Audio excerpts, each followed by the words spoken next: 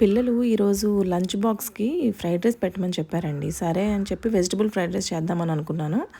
ఇంకా వెజిటబుల్స్ కూడా లక్కీగా ఈరోజు రెడీగానే ఉన్నాయి ఇంట్లో. క్యారెట్ ఉంది, క్యాప్సికమ్ ఉంది అండ్ మష్రూమ్స్ కూడా ఉన్నాయి. సో ఇంకెందుకని చెప్పేసి చాలా స్పీడ్గా అయిపోయింది. యాక్చువల్గా అన్నీ రెడీగా ఉంటే మనకు 10 నిమిషాల్లో ఈ ఫ్రైడ్ రైస్ అనేది అయిపోతుందండి.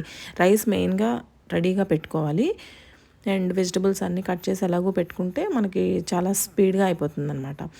ఈ రకంగా వాళ్ళు ఫ్రైడ్ రైస్ ఇష్టపడతారు అంటే రైస్ తక్కువ వేసి వెజిటబుల్స్ ఎక్కువ వేస్తే వాళ్ళకి లుక్ వైజ్గా చూడడానికి బాగుంటుంది, చాలా ఇష్టపడతారు కూడా. ఈ రకంగా మీరు కూడా ట్రై చేసి చూడండి. ఈజీ ప్రాసెస్, అన్నీ రెడీగా ఉంటే చాలా 10 మినిట్స్లో అయిపోతుంది.